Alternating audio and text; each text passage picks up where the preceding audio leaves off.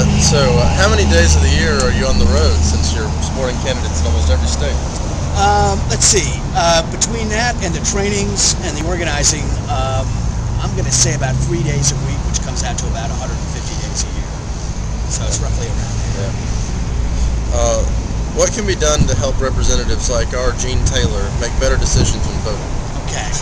We've had a lot of frustration among folks in our community who work very hard for congressional campaigns and don't quite like the way things are going. Now, in fairness, a lot of this has to do with the filibustering and the vetoing that's gone on in Congress on the part of the Republicans.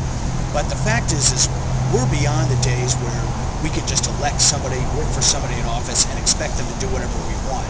We got to have their back when they go to Washington. A K Street lobbyist was quoted in the radio one day as saying they campaign on saying Washington's a cesspool when they're running, but the minute they get sworn in, it turns into a hot tub.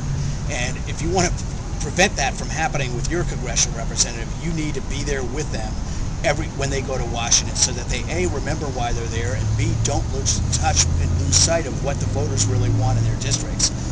And I'm trying to instill a sense, and we talk about this a lot all over the country, of positively reinforcing candidates to do the right thing on issues like healthcare, on issues like education, on issues like the Iraq War, but not to be silent and not to get frustrated.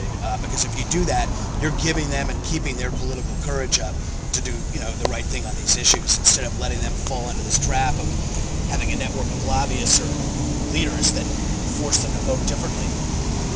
All right, serious question. Yeah. Which do you get identified with the most?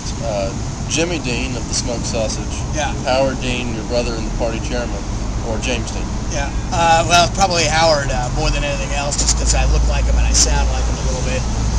There was a funny email that went around during Howard's campaign, which was about how Governor Dean should do the Southern strategy. And one of the top 10 things was to tell the audience you're Jimmy Dean's brother, which I thought was pretty amusing. It was all done in jest, and certainly I never got passed for looking like James Dean.